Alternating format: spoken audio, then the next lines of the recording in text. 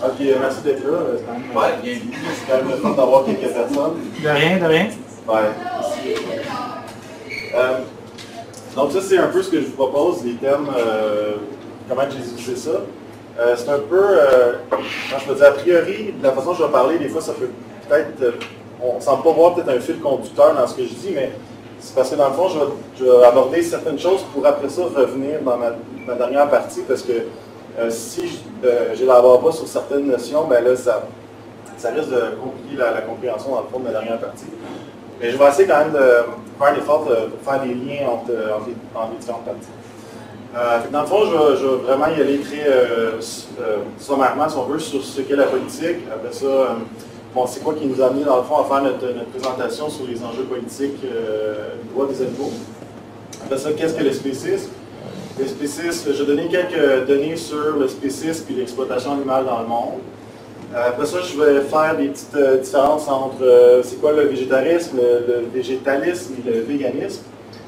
Je vais montrer qu'il y a certaines ambiguïtés que, dans le fond, que je me suis rendu compte en faisant des petites recherches, que les mots, des fois, ils n'ont pas comment je peux dire, une définition.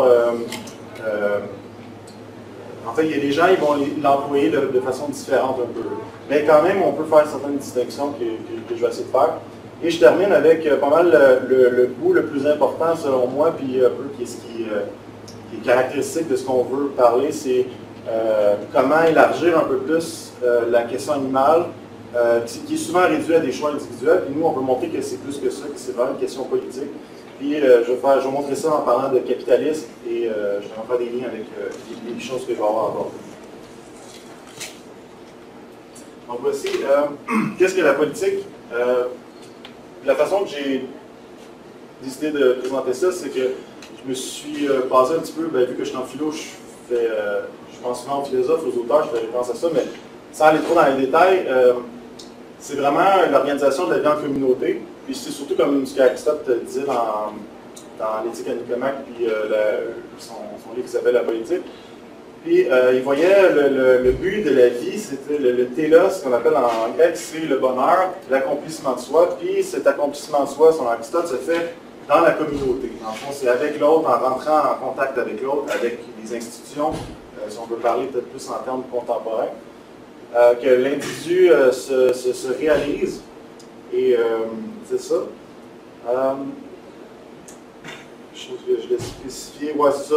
Aristote parlait de ce qu'il appelle la phronésis, dans le sens que, pour apprendre à rentrer dans le jeu politique, il faut vraiment s'exercer. C'est pas quelque chose comme on réfléchit comme un solitaire, un philosophe, à c'est quoi la politique, et après ça, on s'engage dans le monde. Non, c'est vraiment, il faut rentrer en relation avec les autres, avec les institutions. C'est quelque chose qu'il faut s'exercer. C'est un peu ce que Aristote parlait de la phronésis et la sagesse pratique. Après ça, je voulais faire le contraste, dans le fond, avec l'éthique. Souvent, on peut confondre l'éthique, le politique. Puis là, je prends l'exemple d'Emmanuel Kant, qui posait la question « Que dois-je faire ?» dans ses questionnements dans sa philosophie. Puis dans le fond, le « Que dois-je faire ?» pour faire contraste avec l'aspect politique, l'éthique, c'est vraiment plus une réflexion sur comment je dois me comporter comme individu. Puis c'est souvent, comme Kant, qui renvoyait souvent des règles, des universelles, comme par exemple ne jamais instrumentaliser les autres, de toujours prendre les autres comme une fin en soi, dans le sens que je ne fais pas juste rentrer en contact avec les autres pour utiliser l'autre, pour arriver à un but particulier, mais je le considère toujours comme un être humain.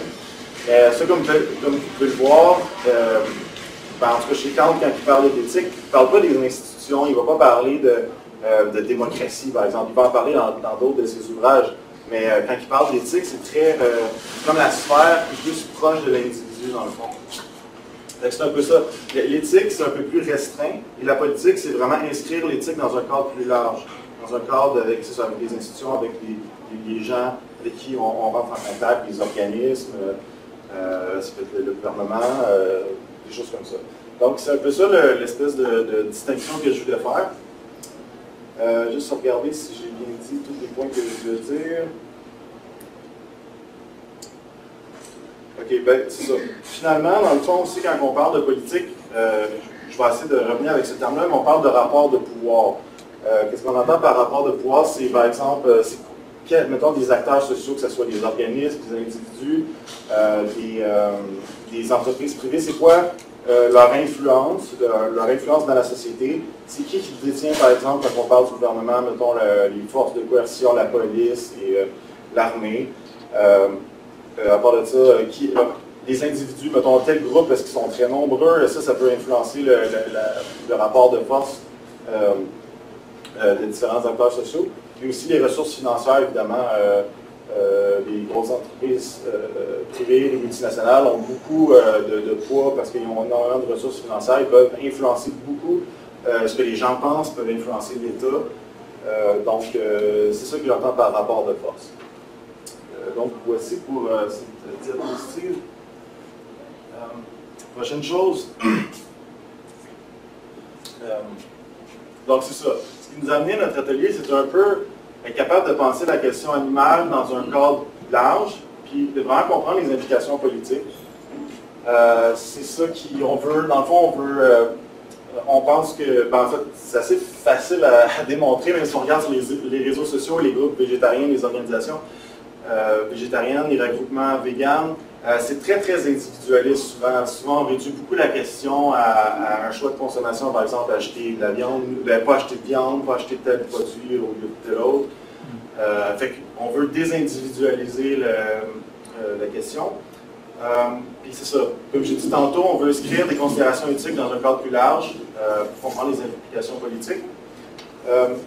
Ici, dans le fond, mon petit diagramme, c'était pour représenter un individu, ça c'est pour les institutions. C'est juste pour montrer que dans le fond, dans les choix individuels, on influence les institutions, mais à la fois les institutions influencent les choix individuels. C'est vraiment, il y a une relation de réciprocité entre les deux.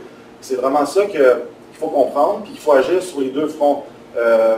Pas juste les individus envers les institutions, mais en même temps influencer les institutions pour après ça influencer les individus. Fait que ça, encore une fois, comme par institution, j'entends les gouvernements, les organismes, les entreprises privées. Ouais, c'est pas mal ça que ça regroupe. Ça regroupe pas mal ça. Est-ce que je peux te poser une question? Oui. Moi, je plains beaucoup ça, la perspective individualiste, de la façon que tu le dis, de la façon que je le vois en ce moment.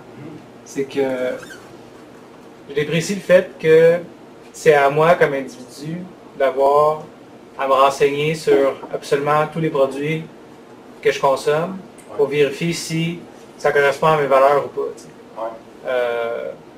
Je vois ça comme une montagne. Je vois ça comme trop d'efforts à tout vérifier tout le temps, tout ce que je fais. J'en fais une partie, bien sûr, mais pas tout. Donc, j'aimerais ça que ça soit fait d'avance. J'aimerais ça qu'il y ait un choix de société qui soit fait d'avance, puis que j'ai pas à réfléchir trop à ça, puis que ça corresponde déjà à mes valeurs, si possible. Oui, c'est ça, parce que dans le fond, c'est justement ça, c'est une des conséquences de rendre la chose très individuelle, c'est qu'on remet beaucoup de poids sur les individus, puis souvent c'est culpabilisant. Puis on oublie de penser qu'il y a des politiques, en réalité, ça, il y a l'influence des lobbies, en tout cas je vais en parler. C'est exactement ça que je veux dire, dans le fond, c'est exactement ça qu'on critique, c'est qu'on remet tout aux individus.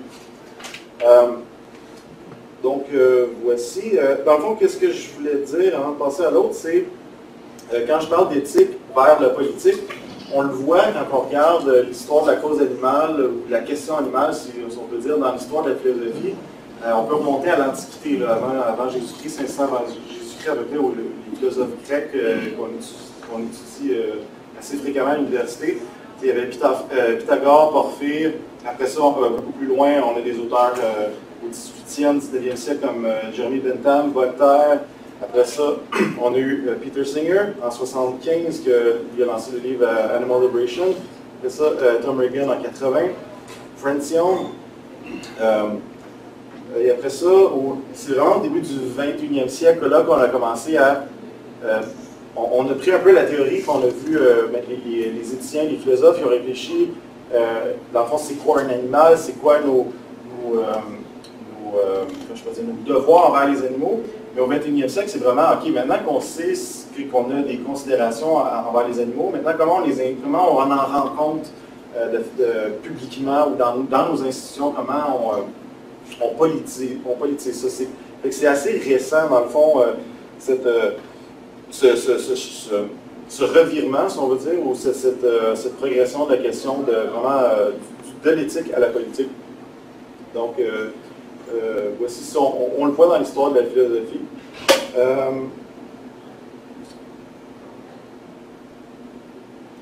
Donc, c'est tout ce que j'avais dit sur ce point-là. Bon, maintenant, là, ça coupe un peu ma présentation, mais comme je dis, je vais mettre la table pour d'autres choses. Je voulais quand même parler de spécisme. Bon, nous, on s'appelle Action Antispéciste Sherbrooke, mais c'est pas tout le monde qui sont tant familiers. C'est un mot qui est quand même pas si connu que ça, même si c'est pas mal Peter Singer dans les années en 75, avec son livre, qui a développé ce concept-là. Mais je tenais quand même à le définir. Ce que j'ai fait, c'est que j'ai pris deux définitions, parce que je n'étais jamais satisfait un peu des définitions que j'avais. J'ai fusionné une partie de la définition de Peter Singer dans son livre « Questions d'éthique pratique » avec une définition des cahiers antispécistes. Donc, le spécisme, c'est un préjugé qui utilise l'appartenance à l'espèce comme un critère de discrimination. L'autre partie, c'est, en d'autres mots, le spécisme est à l'espèce ce que le racisme et le sexisme sont respectivement à la race et au sexe. Donc, un peu comme mon image ici, dans les trois cas ici, on utilise soit la race, soit l'espèce, soit le sexe comme un critère de discrimination. Puis, dans le fond, le problème avec ça, c'est que c'est des critères qui sont arbitraires, dans le sens qu'il n'y a pas de raison qui justifie l'utilisation de ces critères-là. C'est ça que ça veut dire c'est ça que je veux dire par arbitraire. Puis que dans le fond, souvent, ces critères-là, ils servent à protéger les intérêts ou les privilèges d'un groupe en particulier. Pour les Noirs, ben, c'était les Blancs. Pour le sexisme, ça privilégie les hommes. Et pour les animaux, ben, ça privilégie les êtres humains. Donc, c'est ça le spécisme. Et je voulais mentionner aussi une chose assez importante que j'ai ajoutée aujourd'hui. En fait, j'y ai pensé. Même, peut-être certains d'entre vous ont trouvé que c'est un peu drôle, mais je voulais parler de la question des plantes. Parce que souvent, quand on parle de spécisme, les gens deviennent des fervents défenseurs des plantes tout d'un coup. C'est assez surprenant, là. Mais là, c'est comme moi, mais les plantes aussi, c'est des êtres vivants. Mais là, tu leur expliques que non, c'est pas une question d'être vivant, c'est une question d'être sensible. Et les plantes, d'un point de vue biologique, scientifique, oui, c'est des êtres vivants, mais à ma connaissance, aux connaissances qu'on a scientifiques, ce n'est pas des êtres qui ressentent. Je dis, ils n'ont pas de système nerveux, ils n'ont pas de conscience, ils n'ont pas de subjectivité, ils n'ont pas ces éléments-là que chez la grande majorité des animaux, on le sait qu'ils les ont. Et dans le fond, je voulais parler des plantes parce que souvent j'ai entendu l'argument les plantes, c'est aussi une espèce différente. Fait que là, des fois, on nous accuse, les antispécistes, de dire, mais vous faites une discrimination entre les plantes et les animaux. Mais ce qu'il faut comprendre, c'est qu'il ne peut pas avoir de discrimination s'il n'y a pas d'intérêt. Dans le sens que si les plantes ne ressemblent pas, on ne peut pas avoir un comportement de discrimination envers les plantes. Sur une titre, et je ne peux pas aller contre l'intérêt d'une roche, par exemple. C'est un peu absurde. Fait que la discrimination a juste du sens s'il y a des intérêts, puis si il y a de la sentience. La sentience, c'est la capacité de ressentir. Et il n'y a pas ça chez les plantes. Donc, oui. J'ai jamais vraiment lu énormément sur le sujet, sur toutes les théories de la théorie du spécisme. Mais comment est-ce que c'est traité, mettons, notre rapport par rapport, mettons, aux animaux dans les champs? Dans les champs? Oui. Les animaux qui sont tués par les cultivateurs, forcément, inévitablement, qui ont un tort, on ne peut absolument rien faire. Je vais m'empêcher de manger parce que il y a des animaux qui meurent dans les champs quand les cultivateurs passent le roticulteur ou qui... Vous pensez aux rongeurs, par exemple? Je pense aux rongeurs, je pense aux animaux que les gens qui vont pousser des fruits ont le choix de tuer parce qu'ils sont envahisseurs. Oui. Comment est-ce que c'est traité, ça? Parce que moi, s'il y avait une famille qui était installée sur la terre d'un agriculteur, puis que l'agriculteur, il allait tuer cette famille-là, ben moi, je ne consommerais pas les produits de cet agriculteur-là, mais si c'est des animaux, ben, je vais le faire parce que c'est inévitable. Il va y avoir des animaux pour mourir. Fait que dans le fond, il y a quand même une notion de spécisme inévitable là-dedans. Ben, en fait, ce genre de questions-là, je pense qu'on peut la renvoyer même avec des êtres humains des fois. On peut être confronté à des dilemmes en choisir tel individu par rapport à un autre individu. Dans ce cas-là, il faut vraiment... ça ne remet pas tant en question la question du spécisme, mais ça relève plus d'une question particulière. Qu'est-ce qu'on fait avec cette situation-là? On pourra en revenir plus tard à la période de questions. Mais c'est vrai que ça cause problème. L'agriculture, même si peu importe ce qu'on va cultiver, ben oui, il va y avoir des pertes. Il va y avoir... moi, c'est l'exemple des rongeurs qui me vient souvent en tête, mais il va vraiment avoir d'autres animaux. Mais au moment où on exploite la planète, d'une façon ou d'une autre, il y a des pertes. Ça, c'est certain. Mais à savoir si on peut choisir entre un choix A ou un choix B, le choix B qui cause moins de tort versus le choix A, ben on va prendre le choix B. Fait que c'est vraiment de peser le pour et les contre, et, etc. Mais faudrait mais ça, je suis parfaitement d'accord avec toi. Ouais. Mais c'est pour ça que je trouve qu'à un moment donné, ça rentre un petit peu en choc avec la théorie du spécisme, dans le sens que on ne peut pas se dire antispéciste si on est forcément spéciste. Mais en fait, c'est un peu, si je peux renvoyer la question au niveau de l'humanisme, est-ce que de tuer un être humain pour en sauver un autre, est-ce que c'est un manque d'humanisme? Ben, je veux dire, ça relève pas que, pour moi, c'est vraiment une question particulière qui ne dit pas que le spécisme n'existe pas. Au même titre que le sexisme, je veux dire, est-ce que dans une situation où on va favoriser plus un homme qu'une femme, ben là, on peut dire, c'est par rapport à quoi? Est-ce que c'est juste parce que c'est son sexe ou c'est à cause de ses habiletés? Ou c'est vraiment, il faut creuser le cas en particulier. Mais est-ce que c'est spéciste, par exemple, si on doit inévitablement, mettons, je ne sais pas, tuer un rongeur pour sauver 50 humains? Ben, je dirais, c'est pas tant l'espèce, c'est juste qu'on va... Là, ce serait un calcul utilitariste dans le sens où on va sauver plus de personnes. Fait que là, on peut dire oui, mais c'est pas tant pour des raisons d'appartenance à la race ou à l'espèce. Mais Fred, je pense que ta position par rapport aux végétaux est la même que certains humains par rapport aux animaux. Tu n'as aucune manière, aucune façon de prouver qu'est-ce que tu dis par rapport au fait que les végétaux n'ont pas de sensibilité ni rien, n'ont pas de système nerveux ni rien. Ça, c'est une position qui est très, très, très discutable. Alors, moi, ce que je dirais, c'est que, dans le fond, ce que vous présentez dans votre groupe, c'est l'antispécisme animal. Puis encore là, dans ta définition d'animal sensible, ben, il y a des animaux, on pourrait discuter longtemps sur la sensibilité de ces animaux. Ces animaux-là, par exemple, si tu dis qu'on est vers de terre, est-ce que tu penses que les vers de terre ont la même sensibilité que, je ne sais pas, mais un bœuf ou n'importe quel animal? Ben, scientifiquement parlant, encore là... Je parle de toi, là. Ah ben moi je parle avec les connaissances qu'on a scientifiques. Par exemple, je me base sur la déclaration de la conscience de Cambridge. En fait, un paquet d'experts dans les neurosciences, des biologistes, qui ont regardé, bon, c'est quoi les critères pour qu'un être ressente. Puis là, ils parlaient même d'intention. Dans le fond, un animal peut vouloir telle chose plus qu'un autre. Puis là, c'est eux qui ont évalué, puis ils se sont rendus compte que c'est les vertébrés en général qui ont ces caractéristiques-là. Pour certains animaux, ça devient très difficile, ça devient flou. Je veux dire, la science se penche là-dessus. C'est pas tout clair, c'est pas tout tranché. Mais on sait certainement, par exemple, que l'expérience subjective, par exemple, d'un chien ou d'une vache est beaucoup plus proche de la nôtre qu'un ver de terre, parce qu'un ver de terre, c'est un invertébré. Fait que c'est vraiment basé sur des faits biologiques. Fait que... Peut-être revenir. Moi, un peu, parce que je ne veux pas trop... je vais essayer de dire tout ce que... Mais en tout cas, mais c'est quand même... Je ne sais pas que c'est pas pertinent, mais... En tout cas, je trouve qu'il y a une position qui est plus forte, là, mais en tout cas, je vais poursuivre.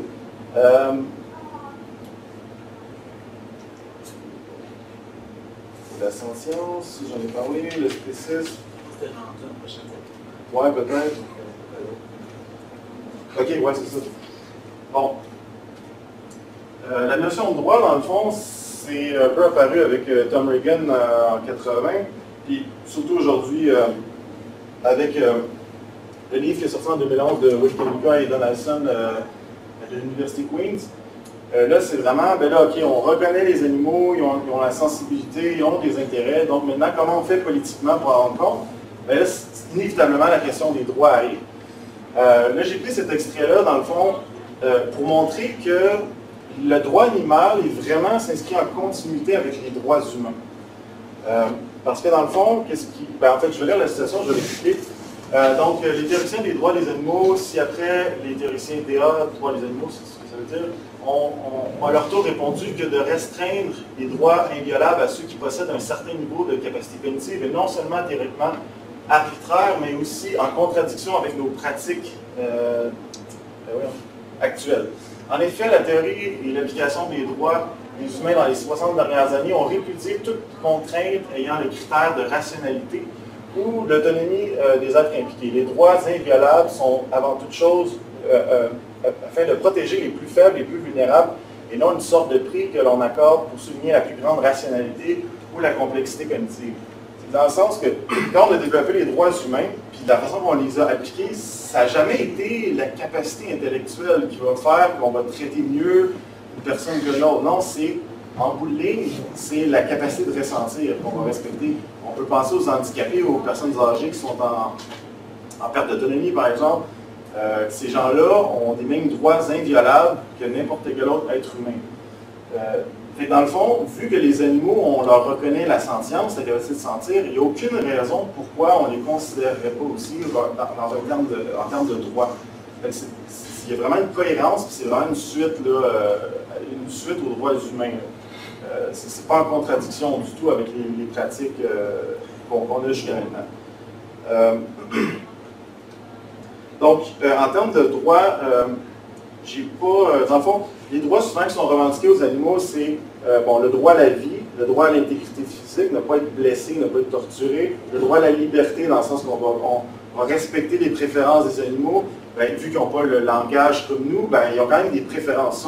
Les gens qui étudient les animaux en éthologie cognitive, par exemple, on regarde que tel animal va se comporter de telle façon, va préférer telle nourriture plus qu'un autre, telle relation, parce que les animaux ont des relations aussi, des relations sociales, ils vont préférer tel partenaire plus qu'un autre. Donc ça peut être des exemples de préférence. Aussi, en termes de droit, on peut parler le droit de ne pas être une propriété, de ne pas être vendu ou acheté comme une marchandise. Puis aussi, conséquemment, comme Nicolas en parle dans son livre, que je n'ai pas lu, mais j'ai lu j'en ai parlé avec Frédéric qui l'a lu, par exemple. Et par exemple, aussi, ça peut impliquer des droits, ça peut paraître un peu farfelu, mais des droits de santé. Par exemple, d'être soigné, d'avoir une certaine attention médicale. Mais là encore, je ne veux pas aller trop loin là-dedans parce que probablement je ne suis pas expert, mais ça dépend aussi des types d'animaux, ça dépend du contexte. Est-ce que c'est des animaux sauvages, des animaux qui vivent en milieu urbain? Ça, c'est vraiment des questions qu'il y a eu très plus dans les détails, mais c'était juste pour montrer, dans le fond, comment on passe de l'éthique au politique, comment on l'inscrit d'un point de vue légal dans la vie sociale. Et donc, voici pour les droits. Juste regarder, je changeais pour dans 10-15 minutes. Là, je vais donner quelques données sur l'exploitation animale, puis même on peut parler d'esclavagisme, parce que si on considère que l'esclavage, c'est de prendre quelqu'un, de le contrôler et de forcer à faire quelque chose, les animaux peuvent rentrer là-dedans, parce que si on leur connaît la sentience, on leur connaît qu'ils ont des intérêts, qu'ils ont des préférences, puis on les force à faire quelque chose, c'est de l'esclavage. Logiquement, c'est tout à fait juste de parler d'esclavagisme. Puis là, tantôt, je parlais de la déclaration de la conscience de Cambridge. Ces spécialistes-là ont conclu que les vertébrés ont des préférences, un peu de tout ce que j'ai dit tantôt. Si jamais ça vous intéresse, c'est assez court à lire. Là. Ils parlent des critères puis de ce qu'on connaît des vertébrés en général. Puis, par élevage, là ici, on peut parler de plein de choses. L'industrie de la viande, tous les produits d'origine animale, les œufs, les produits laitiers, parce qu'il y en a beaucoup qui ne savent pas, mais ça implique aussi, même si on ne mange pas le corps des animaux, ça implique quand même de l'exploitation animale. Anyway, par exemple, dans l'industrie laitière, les vaches qui ne produisent plus de lait sont envoyées à l'abattoir. Ultimement, ils ont détruit leur corps aussi. On parle de la chasse, la pêche, le travail agricole, la traction animale, le labourage, l'expérimentation animale, la vivisection, les tests qui sont faits dans l'industrie pharmacologique, les zoos, les cirques, l'équitation, la course, les rodéos, les calèches. C'est assez immense comme implication. C'est vraiment une redéfinition de notre rapport avec les animaux. Des chiffres, donner une idée de l'ampleur de quoi ça représente. La pêche, l'aquaculture dans le monde, selon les FAO, c'est 167 millions de tonnes, ou si on veut parler d'un peu moins anticipé, c'est des trillions d'individus. On parle aussi des animaux exploités dans le monde. Les animaux terrestres, c'est environ, toujours selon la FAO, 72 milliards d'animaux par année. Je pense que j'avais dit 64 milliards, 67. En tout cas, c'est dans les 60 milliards.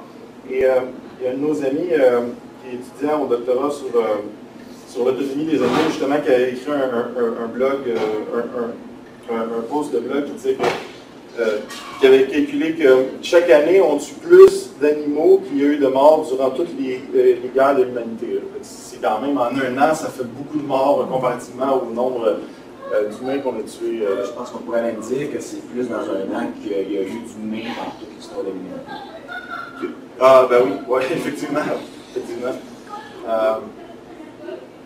Donc voici, après ça, même au Canada, bon, j'avais un autre chiffre, c'est 60 milliards que l'industrie. Je ne sais plus c'est quoi ces animaux terrestres. C'est les produits d'élevage, donc la viande, produits laitiers, eux, au Canada. Pas les poissons. Non, je pense Ouais. que c'est En tout cas, ça montre que ça rapporte pas mal d'argent juste au Canada. Mondialement, on peut s'imaginer que c'est pire. D'autres petits faits sur l'exploitation animale dans le monde. Les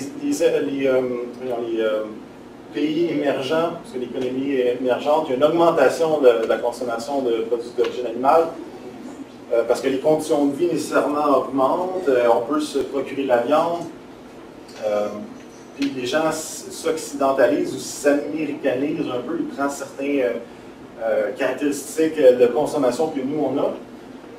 Donc ça l'augmente. Ici, c'est en relative stagnation en termes de consommation.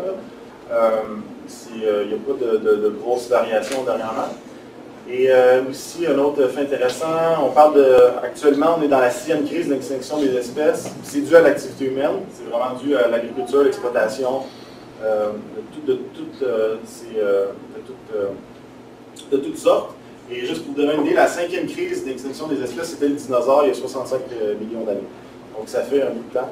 Donc c'est assez significatif, là, dans le fond, de voir que l'activité humaine a vraiment un impact important. Aussi, selon la WWF, la World Wildlife Fund, de 1970 à 2010, la population de mammifères, d'oiseaux, de reptiles, d'amphibiens, des poissons a diminué de 52%. Donc ça, encore une fois, ça s'inscrit dans la 6e crise que je parle.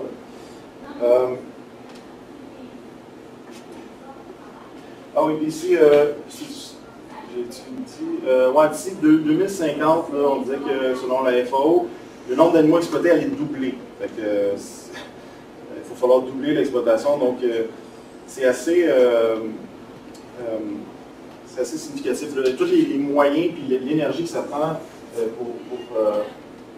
pour arriver à faire toutes ces activités-là, c'est assez imposant. Maintenant, encore une fois, ça brise un peu mon fil conducteur, mais je voulais faire les distinctions entre ces différents termes-là.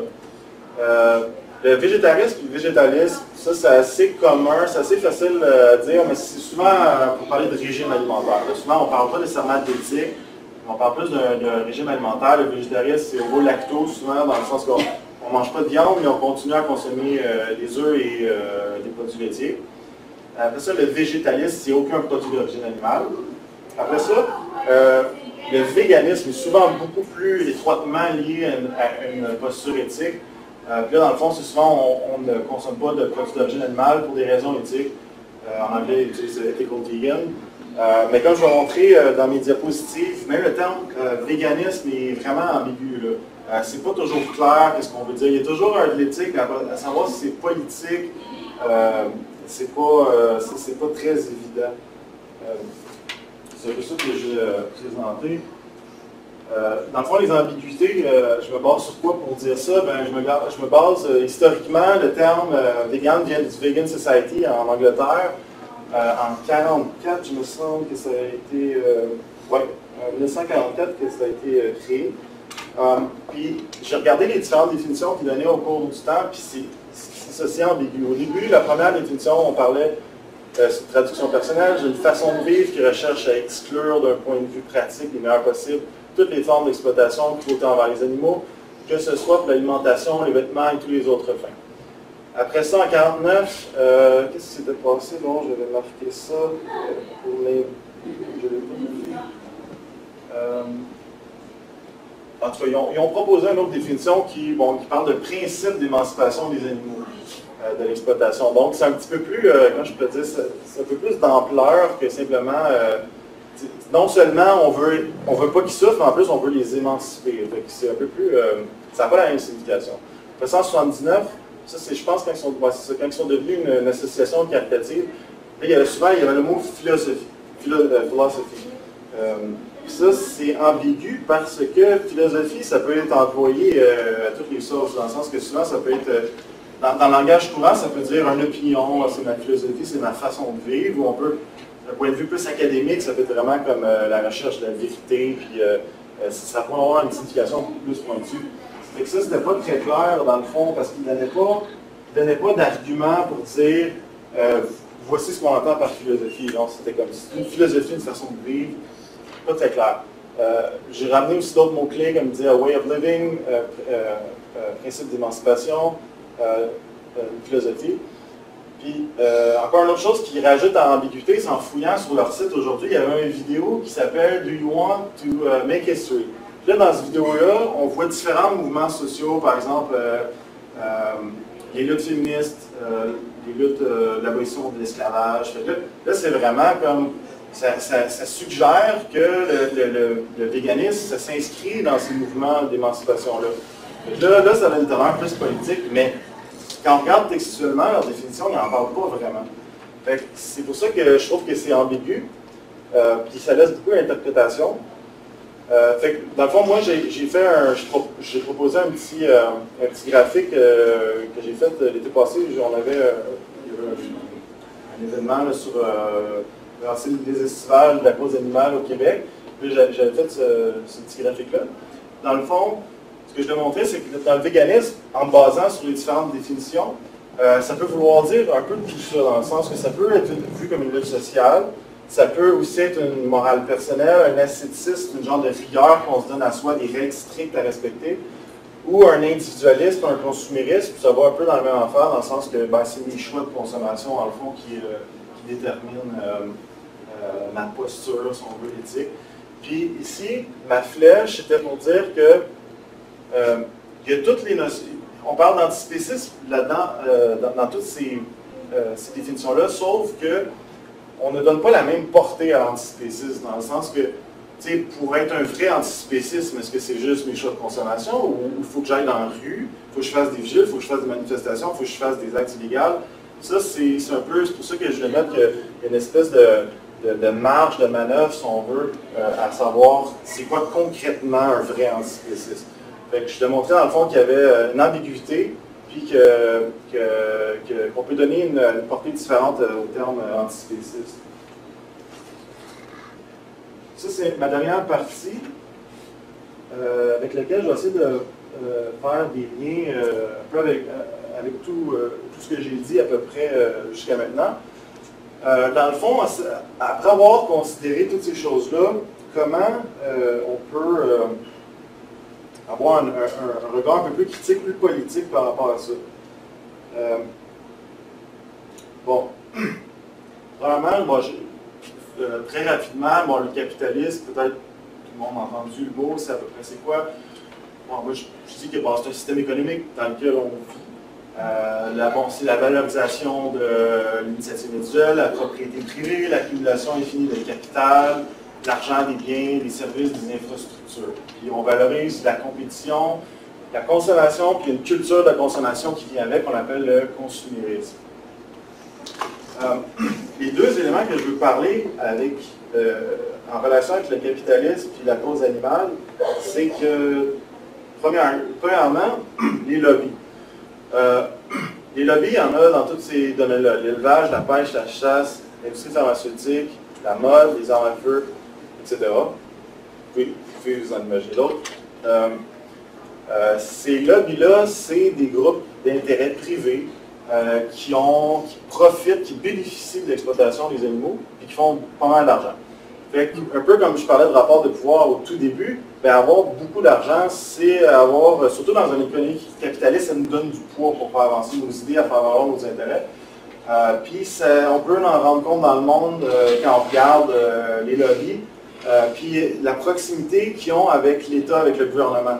Dans le sens que moi, j'avais mis un des exemples, c'est par exemple le guide alimentaire canadien. Là, ça change en ce moment, il y a quelque chose qui se passe d'assez intéressant par rapport aux produits laitiers. Mais les produits laitiers, l'industrie des produits laitiers est très très fort, le lobby, pour que le guide canadien inclue les produits laitiers comme un aliment incontournable. Sauf que là, Santé Canada, ce que j'avais lu dans la presse, c'est que là, ils disent qu'ils ne veulent plus utiliser les études de l'industrie pour justifier, dans le fond, les produits laitiers dans le guide alimentaire. Ce qui veut dire qu'avant, ils se basaient sur des études de l'industrie pour justifier ces aliments-là dans le guide alimentaire canadien. Fait que ça montre vraiment l'importance du lobby. On peut penser à la même chose pour la viande aussi, parce que ça rapporte beaucoup d'argent. Donc, ces lobbies-là influencent les politiques, les décisions qui sont prises, les décisions politiques. Influence tellement que le lait apparaissait, puis apparaît probablement encore dans le guide alimentaire canadien. Tu sais. Ouais. Et on peut remarquer que dans différents guides alimentaires de différents pays, le lait n'est pas présent. Ah, ça, je ne sais pas, peut-être. Pour l'instant, il n'est pas explicitement dans la nouvelle mouture. Ben, je pense que c'est en 2018 qu'il est supposé de sortir. Oui, mais ça se peut qu'il soit réintroduit d'ici 2018. Là, mais okay, dans la première mouture, il n'était pas dedans. Les produits n'étaient pas explicitement. En tout cas, ça reste à voir, mais c'est juste pour montrer qu'il y a une influence là. Il y a une relation de pouvoir. Un autre petit fait intéressant que j'ai ajouté par rapport. Je ne sais pas si j'en parle dessus. Non, je vais en parler tantôt. L'autre aspect, c'est une fois qu'on est un lobby qui profite de l'exploitation animale, ben, il y a vraiment toute la question de la propagande ou de l'image, la façon qu'on commercialise les produits animaux. Qu'est-ce qu'il faut faire? C'est qu'il faut que les produits, en guillemets, c'est un euphémisme si on est antispéciste, il faut que notre produit soit attrayant, il ne culpabilise pas le consommateur. Puis, la conséquence, c'est quoi? C'est qu'il faut présenter les animaux de manière bien précise. Dans le sens qu'il y ait vraiment qui soit attrayant et qui ne culpabilise pas les gens. Et là, j'ai mis des exemples, dans le fond, comment on présente les animaux. Ici, le Happy Cow pour la crème glacée, qui est très heureuse de manger de la crème glacée. Le poisson aussi, qui est peut-être un thon. Ouais, c'est du thon. Qui est les lunettes de soleil, bien relax. C'est comme il fait la promotion de se faire manger. C'est ça, de lui et son espèce. La vache qui rit, ça, tout le monde le connaît, elle est très contente. On ne la voit pas attachée ou contrainte dans ses mouvements, on ne la voit pas dans un environnement industriel. Ici, on a après ça, par exemple, on parle de certifié sain heureux, bien traité, etc., etc. Mais en tout cas, on se rend compte que c'est souvent pas toujours le cas. Il y a un paquet en France, il y a un paquet de caméras cachées dans différentes industries qui ont montré que c'était totalement faux. Après ça, Saint-Hubert va pas super bien, là, mais il se délecte à manger un de ses semblables. Le homard et la vache qui apprécie se faire charcuter live. Donc c'est ça, c'est vraiment, on ne les montre pas dans leurs réels environnements, on va vraiment leur montrer sous un autre jour, c'est carrément de la manipulation. Et étrangement, qu'est-ce qui est assez drôle, c'est que souvent les antispécistes ou des végans vont se faire accuser de faire de l'anthropomorphisme. Ça, dans le fond, c'est que les gens vont dire, vous respectez, le respect que vous attribuez aux animaux, c'est parce que vous projetez des caractéristiques humaines sur les animaux, mais en fait, c'est faux.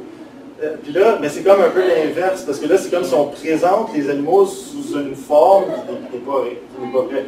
En fait, en tout cas, là, comme sourire.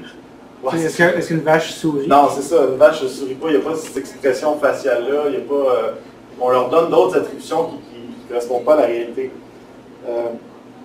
Donc c'est ça, on ne les voit pas attachés, on ne les voit pas dans leur environnement naturel. Souvent on montre ils sont dans les prés très libres, ils peuvent se promener librement et ils sont très heureux. J'avais un autre exemple ici, c'était ça c'était pour le poulet du Québec, parce qu'ils s'en vont en vacances, on ne sait pas où ils s'en vont, probablement à l'abattoir, et c'est un tout inclus. Donc voici. Ça je pense que c'est ma dernière, puis ça fait exactement sur mon temps. D'autres considérations sur le capitalisme, c'est que le capitalisme va récupérer le véganisme, parce que dans le fond, avec le temps, on se rend compte que c'est une menace. Les véganes, avec leur choix de consommation, c'est une menace économique. Fait que là, qu'est-ce que le capitalisme fait dans ce contexte-là? Par exemple, il n'y a pas de lobby des légumineuses. C'est pas comme si il n'y a pas de grosses compagnies qui disent on va faire full d'argent avec les légumineuses. Donc, qu'est-ce qui arrive, c'est que le capitalisme va s'approprier ce mouvement-là, puis proposer des produits végétariens ou ce qu'on voit, puis là, c'est pas des exemples comme vraiment tout cassé, mais il y a certaines entreprises véganes qui se font acheter par des compagnies qui produisent de la viande. Là, par exemple, il y a Tyson, c'est mineur, mais je veux dire, je pense que c'est une tendance qui va s'accélérer. C'est par exemple, une grosse compagnie Tyson aux États-Unis qui fait de la viande, il a acheté 5% des parts de Beyond Meat, qui est une compagnie qui fait de la viande végétale, qui essaie vraiment d'imiter le goût de la viande, la texture. Fait que dans le fond, ils ont acheté une part de la compagnie. 5%, c'est pas grand-chose, mais en tout cas, on verra qu'est-ce qui sera dans l'avenir. Il y a aussi une compagnie japonaise, Otsuka Pharmaceutical, qui a acheté la compagnie Daiya, qui fait des fromages végétaliens pour 450 millions en juillet 2017. Il y a la compagnie canadienne Maple Leaf qui a acheté pour 140 millions US la compagnie Life Food, que je ne connaissais pas, mais qui font des fausses viandes aussi. Donc, ils ne veulent pas perdre leur profit. Fait que ça, justement, ouais. Quand tu dis ils achètent une autre compagnie, Ouais. qu'est-ce que ça veut dire? Ils leur donnent ils leur donnent de l'argent, ça les satisfait. Les autres, ils ont de l'argent, sont bien corrects avec ça, puis ils arrêtent la production complètement? Non, Ou ils poursuivent la compagnie peut continuer à produire ses produits végétaliens, mais les décisions reviennent à, par exemple, Tyson ou Maple Leaf. Fait qu'ils peuvent décider d'orienter ça comme ça, mais l'affaire, c'est que cette industrie-là, donc, continuer à faire de la viande, va faire aussi des profits avec ça. Oui. Fait que dans le fond, si on reste dans une logique de consumérisme, mettons, moi, je vais acheter juste un produit vegan parce que je respecte cette compagnie-là, parce qu'elle ne tue pas les animaux. Mais là, je vais donner de l'argent à une compagnie qui continue à tuer les animaux. Fait que c'est pour ça que dans une logique capitaliste, de s'en tenir juste à des choix comme ça, c'est pas suffisant. Oui.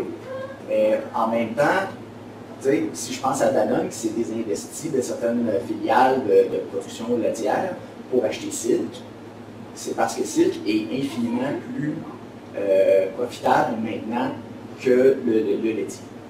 Oui. C'est en même temps, je veux dire, c'est pas une question de temps de donner de l'argent.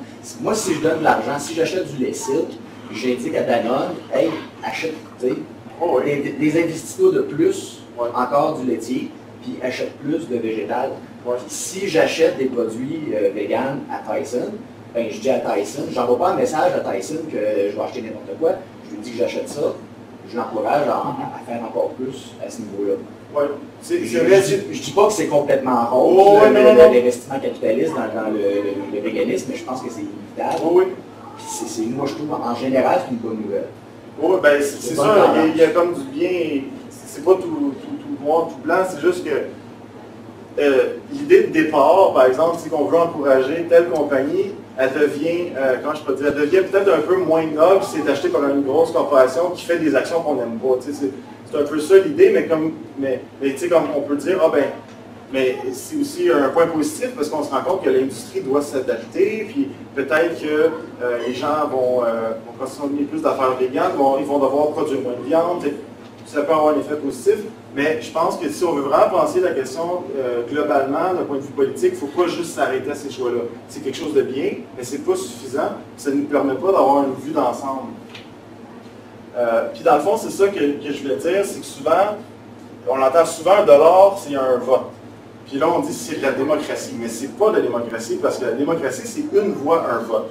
Puis encore une fois, et là, je vais le mentionner parce que Fred il me l'a dit que je l'avais dit l'autre fois, mais dans un monde où est-ce que les inégalités sociales, les inégalités économiques augmentent de plus en plus, ben, ça veut dire que ceux qui en ont plus peuvent voter beaucoup plus. Donc là, on n'est pas dans une relation d'égalité du tout. C'est les gens qui ont plus d'argent peuvent influencer beaucoup plus. Là, c'est justement comme par exemple le rapport d'Oxfam cette année qui disait que les 8 hommes plus riches du monde possèdent plus que la moitié des plus pauvres de l'humanité.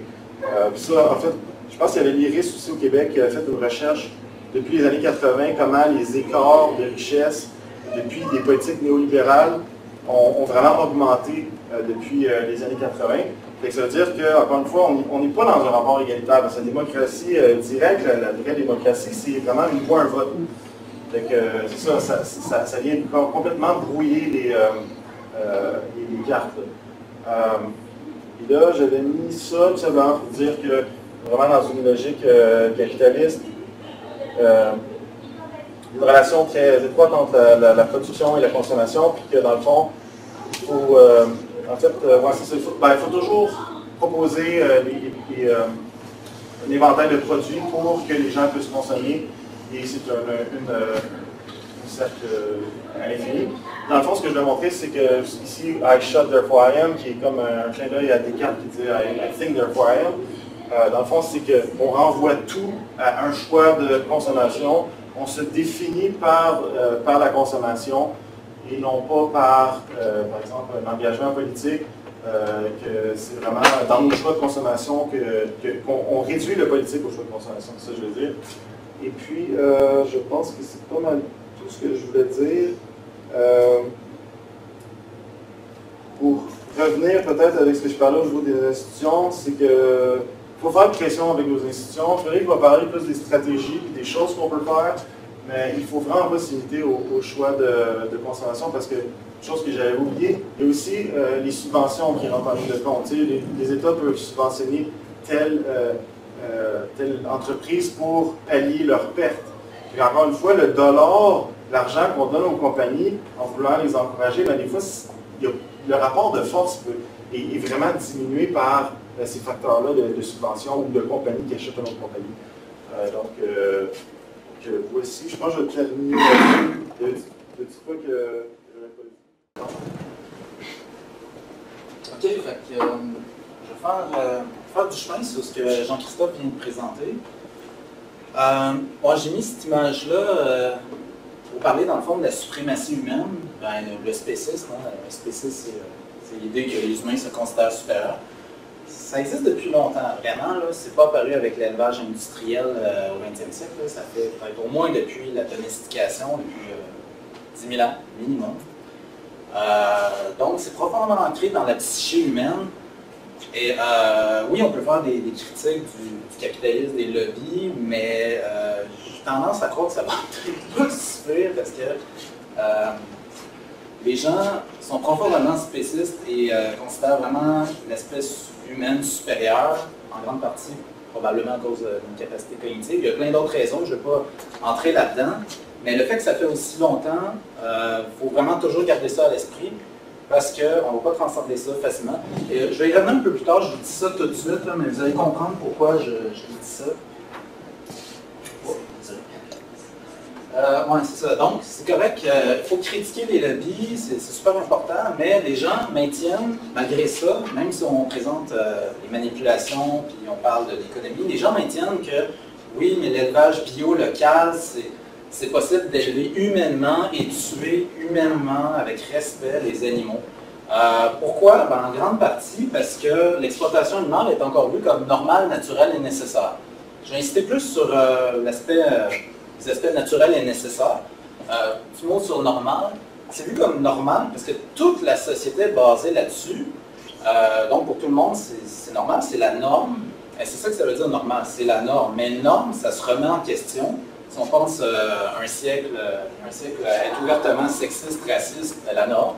Donc, norme, ça s'est construit et ça peut évoluer, ça peut changer. C'est la même chose par rapport aux animaux. Peut-être dans un siècle, peut-être ça va changer. C'est ce qu'on espère. C'est ça. Mais c'est tellement la norme que ça paraît naturel.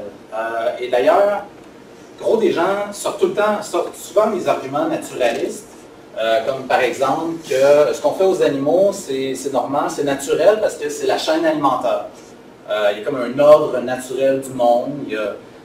Tout comme les plantes existent pour les animaux existent pour les humains, il y a un ordre du monde et c'est naturel. Donc, le fait de manger les animaux, ben, c'est naturel, et voilà. Vous autres, vous ne comprenez pas ça, les véganes, les antispécistes. Donc, quand les gens vont au IGA s'acheter de la viande et du fromage, ils jouent leur rôle dans la chaîne alimentaire. Tout le monde sait ça. Les gens disent beaucoup aussi l'humain est omnivore, des arguments sur la biologie. La prédation est naturelle. Le lion chasse la gazelle.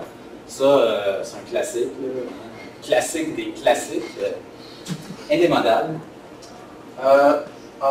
Et souvent, les véganes ne savent pas trop quoi répondre à ça. J'ai quelques petites propositions. Ben, c'est pas tant naturel que ça. Si on regarde ça, juste par rapport à l'espérance de vie des animaux dans l'élevage, la plupart des animaux, on ne les laisse jamais vivre leur espérance de vie naturelle et on ne les laisse pas mourir naturellement. On les abat après 5-7 semaines, 10 ou quelques mois, un certain nombre de mois, la très grande majorité. En fait, même la plupart des animaux dans l'élevage sont tués en bas âge. Donc, c'est des jeunes animaux qui sont tués. Et donc, ça c'est un exemple. Je remets ici. Un autre exemple, c'est l'insémination artificielle. La fécondation forcée des femelles. On ne laisse plus les animaux s'accoupler. Tout comme les laisser vivre toute leur espérance de vie, ce serait beaucoup trop long. Il n'y aurait pas de commerce et on mangerait presque jamais de produits, en tout cas rarement de chair animale. Donc, c'est un autre exemple. Il y en a d'autres comme tester des produits chimiques sur les animaux dans les laboratoires. Produits chimiques, non, c'est pas naturel.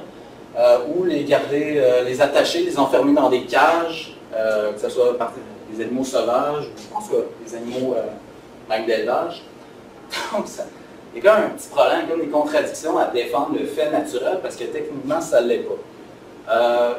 Mais là, les gens persistent, désignent en disant, oui, mais là, c'est nécessaire, il faut bien se nourrir, se vêtir. On n'est pas pour tout devenir une gang de nudistes frugivores, tout simplement. Non? Non.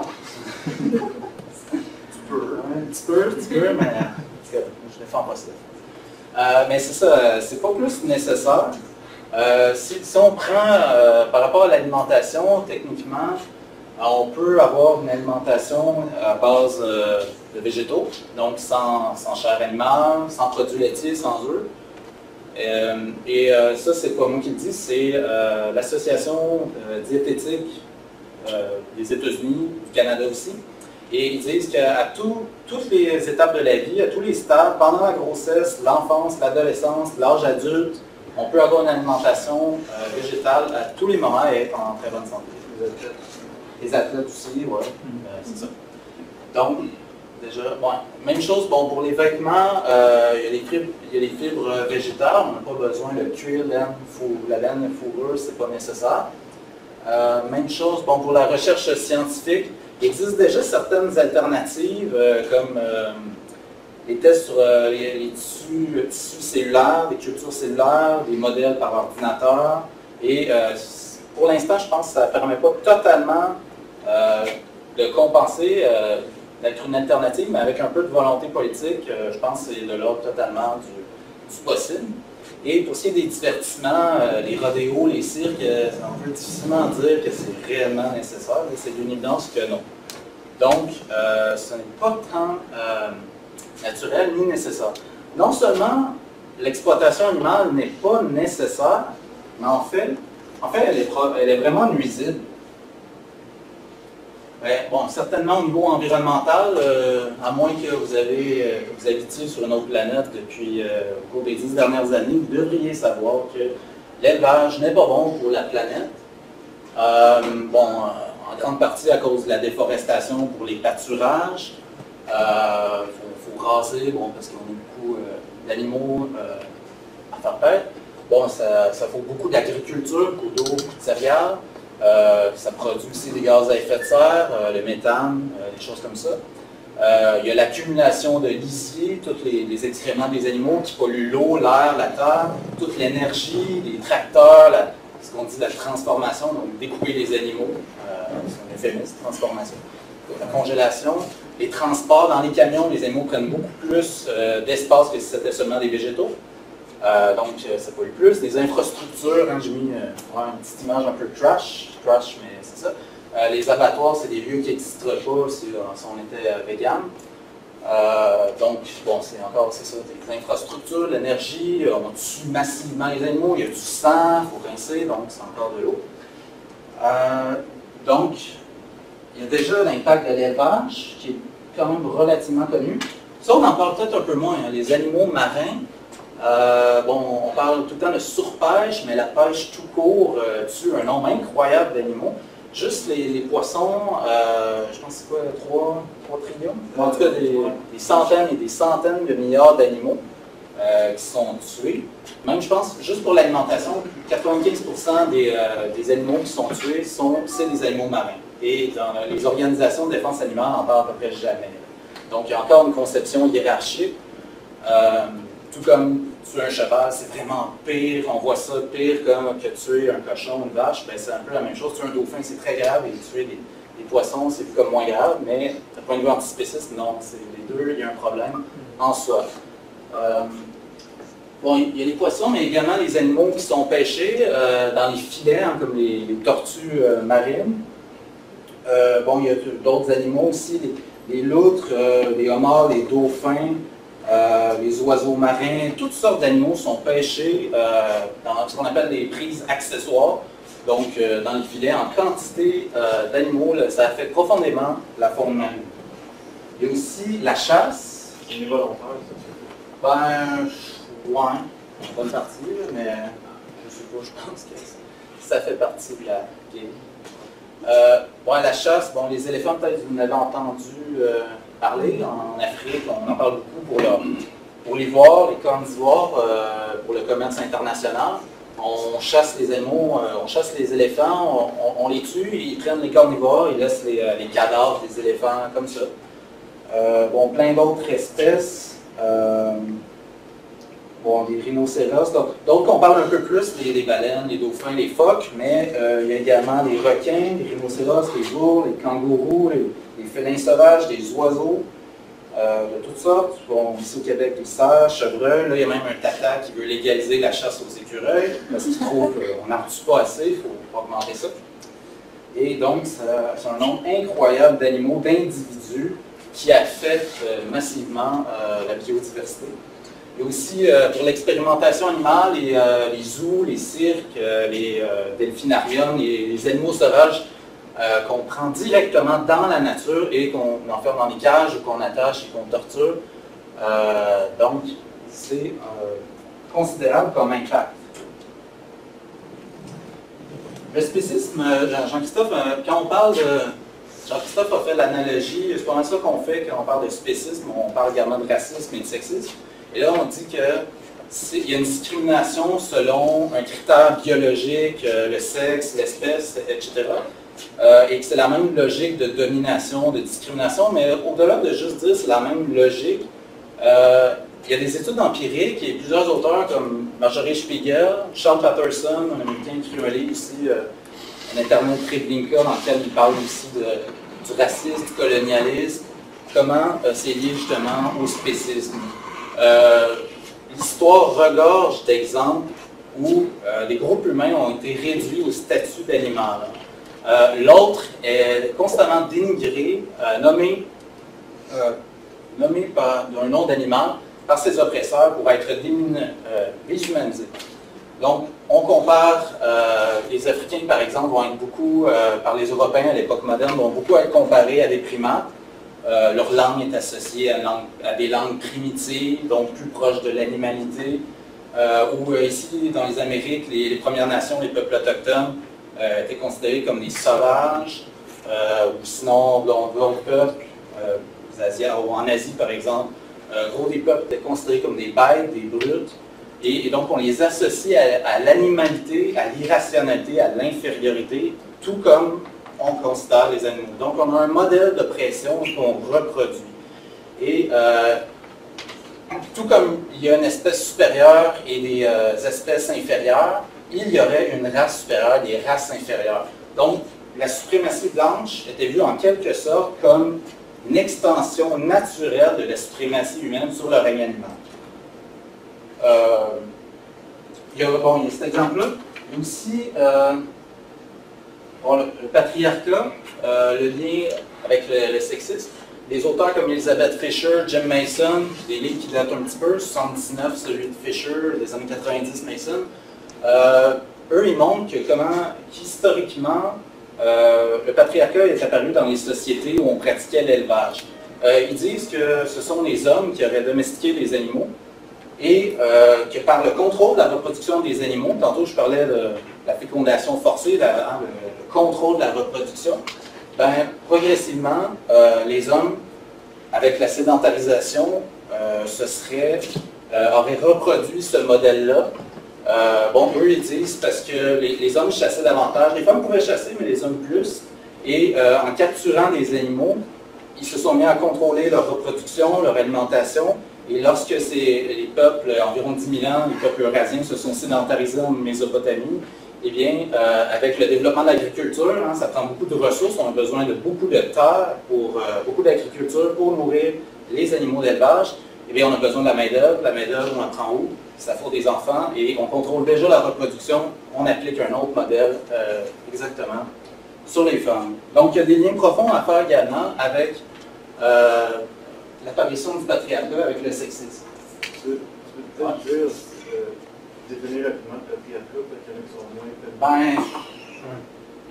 Un système, je dirais... comment dire, institutionnel où les hommes dominent les femmes, cherchent à les approprier, à les exclure au niveau économique, au niveau du statut social, symbolique, etc. C'est une définition large, mais... à moins que tu aies une meilleure définition. Non, pas rapide. OK. Oui, c'est ça. Et Mason, dans son livre, il dit que de la chasse, de leur rôle dans la chasse, et après dans l'élevage, les hommes auraient été plus prédéterminés à la violence, et donc à dominer les femmes et d'autres humains, à faire la guerre aussi, à utiliser les animaux pour la guerre, les chevaux, c'est un exemple classique, les chameaux, d'autres animaux pour dominer. Donc, pour résumer, donc, ce qu'on fait aux animaux, on fait souffrir et on tue un nombre incroyable d'individus. C'est de la mise à mort gratuite, ce n'est pas nécessaire. En faisant ça, on dévaste les écosystèmes, on pollue, on prend beaucoup d'énergie, on appauvrit la biodiversité, on accélère les changements climatiques, la crise écologique. Et maintenant, on a des études empiriques qui nous montrent que ce qu'on fait aux animaux, c'est aussi à des groupes humains qu'on fait. L'oppression des animaux non humains est liée à celle des humains. Donc, de défendre qu'il faut poursuivre l'exploitation animale et que les droits des animaux, non, ce n'est pas valide, c'est pas pertinent, ça paraît vraiment cave. C'est aberrant. Bon, si on sait tout cela, bon, on dit les gens ne savent pas tout cela, il faut leur expliquer. Donc, moi, ça c'était pour faire du chemin avec ce que Jean-Christophe a commencé à présenter. Donc, ça complète un peu. Bon, si on revient au niveau politique, qu'est-ce qu'on peut faire au niveau politique? On a discuté de ça un peu pendant des heures et des heures. Et on en est venu à quelques idées. On ne dit pas que on n'a pas de solution magique, c'est pas un mode d'emploi à suivre et voilà, on va tout régler les problèmes, mais quand même, c'est quelques idées, on s'en parlera. Évidemment, il faut continuer à éduquer. Il y en a déjà, mais peut-être qu'il faudrait multiplier ça par 10. Dans des cours d'éducation ou en philo, c'est déjà possible au cégep, un petit peu à l'université. Donc, c'est à continuer. On écrit des textes de vulgarisation, on en écrit un peu sur notre page d'Action Antispéciste Sherbrooke. Faire des conférences, des ateliers, intervenir dans les médias, des choses comme ça. Changer les mentalités par l'art, peut-être que, et ça c'est récent, la première fois qu'on a fait l'atelier, on n'avait pas parlé de ça, mais j'ai l'impression que peut-être que les artistes peuvent mobiliser, en tout cas peuvent contribuer à changer les mentalités et rejoindre un public plus large. Les philosophes, je ne sais pas qui ici lit beaucoup de philo, mais j'ai l'impression que, en tout cas au Québec, peut-être en Europe c'est un peu plus, mais j'ai l'impression que il y a peut-être les artistes, imaginez, hein, si demain matin Céline Dion parle des droits des animaux, comment l'impact que ça a, plus que tout ce que nous on va faire de notre vie. Donc, les artistes ont certainement un rôle à jouer. Je ne suis pas en train de dire que l'art doit être nécessairement engagé politique, mais peut l'être. Et ça peut être une bonne chose que les artistes, qu'on mobilise les artistes pour changer de mentalité. Certains choisissent de le Il y en a déjà qui le font, mais mettons, si je parle au Québec, il me semble qu'il n'y en a pas beaucoup, il devrait en avoir plus. Il pourrait en avoir plus. Ouais. On partira un band, puis ouais. On en parle d'ailleurs, des chansons antispécistes. Fonder des partis politiques antispécistes. Si on pense qu'un jour, hein, il faut arrêter d'exploiter les animaux, ben, il va falloir faire des lois, il va falloir qu'il y ait des partis qui soient pour ça. Parce que je pense qu'il va falloir légiférer. Là, les humains, la plupart des gens, c'est encore un mystère de respecter les animaux et donc il va falloir faire des lois tôt ou tard. En France, il y en a un qui a été fondé l'année passée qui est antispéciste abolitionniste, mais c'est vraiment rare. Là, au niveau mondial, il n'y en a pratiquement pas. Donc, ce serait une bonne chose éventuellement d'en faire. Et un peu partout, donc antispécistes de tous les pays, unissez-vous. Mais je vais insister plus sur un mouvement à la base. Hein. Ça nous faut un mouvement politique, donc faire des vigiles, comme on en fait, des manifestations où il y a une couverture médiatique. Ça, c'est à Montréal, c'est CARA, Québec Animal Rights Association à Montréal, c'est des personnes de Concordia, l'Université Concordia, qui font en juin. Je crois qu'en France aussi, dans plusieurs pays à travers le monde, il y a la marche pour la fermeture des abattoirs. Ça, c'est un bon exemple. Mais au Québec, à ma connaissance, de manifestations vraiment pour les droits des animaux, il n'y en a à peu près pas à l'année longue. Donc, ça serait bien de les multiplier et d'en faire plus. Moi qui ai pris la photo. Ouais, apparemment. Ouais. Ben, je l'avais trouvé sur Google, puis c'est ça, Jean-Christophe m'a dit que c'est lui qui a pris la photo. T'es sûr, ça? Ouais, c'est vrai. Je te donnerai le crédit la prochaine fois. OK, ben ça, c'est quelques idées de base. Ben ça c'est tout légal. Hein. Vous n'allez pas aller en prison faire ça. Par contre, ça manque de désobéissance civile et d'actes illégaux. Donc, il y a des personnes qui vont de plus loin que ça.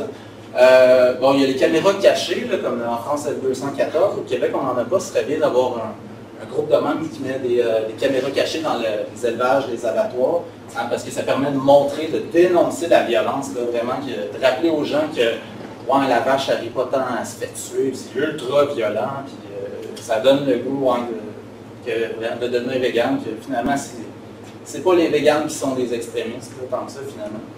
Et bon, il y a d'autres actions comme des blocages d'abattoirs.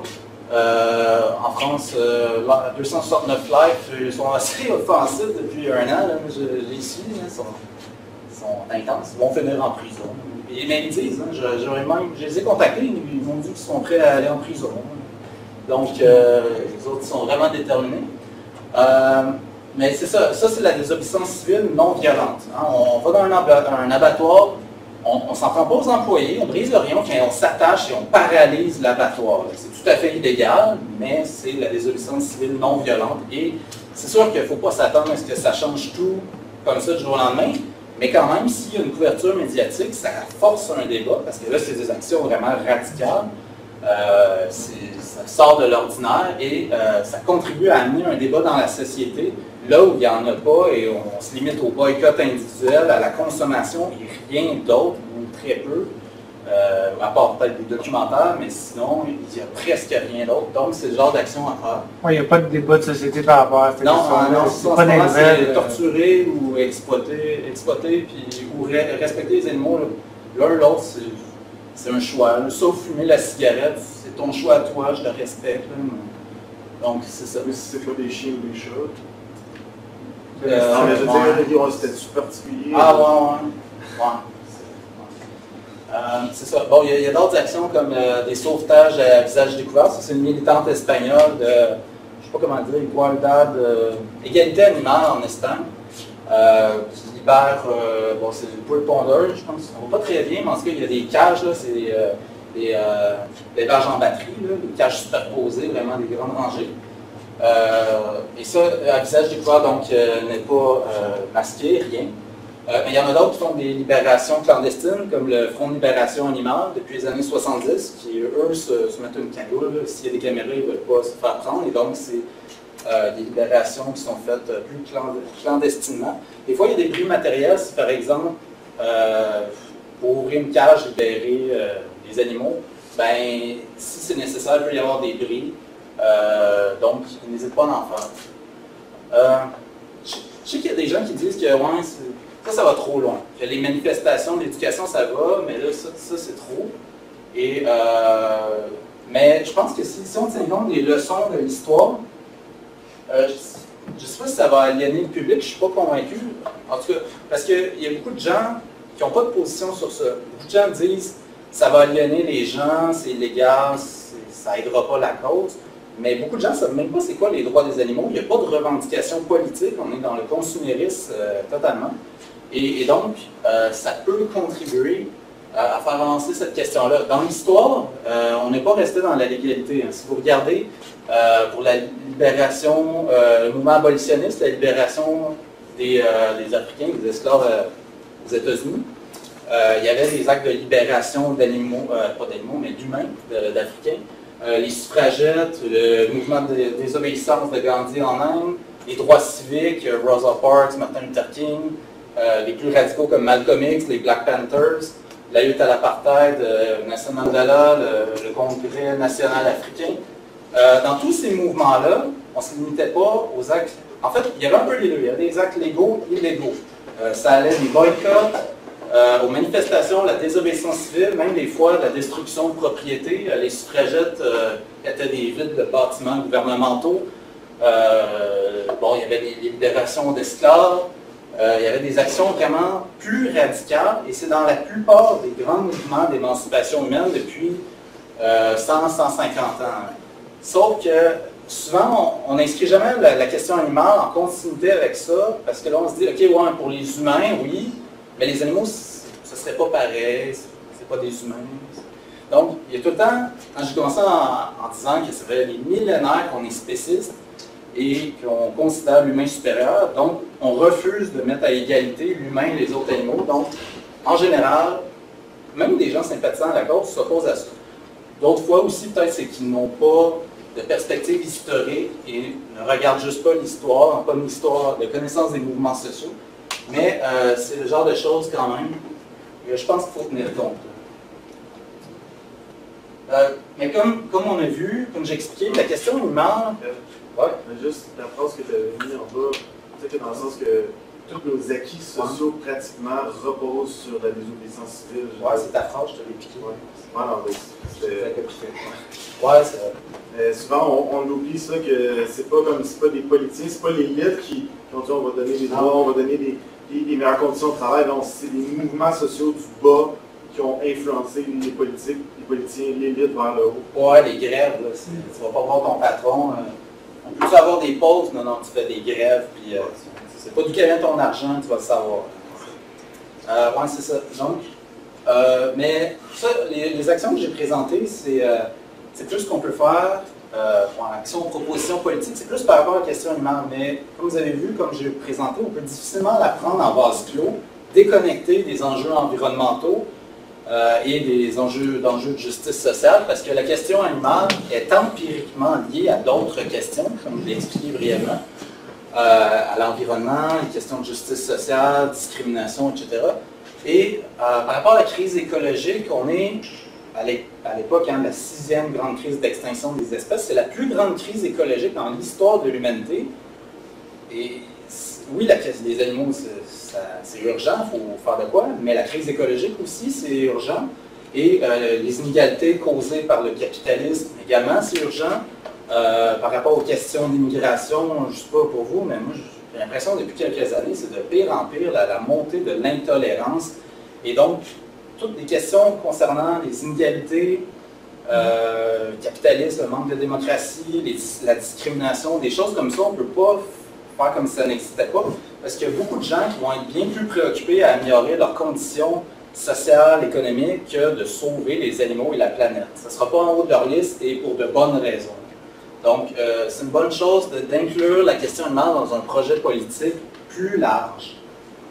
Ça, c'est, bon, si vous voulez, à la limite, peut-être un peu stratégique, c'est pour sortir de la marginalité, mais aussi pour des raisons, je dirais, de principe.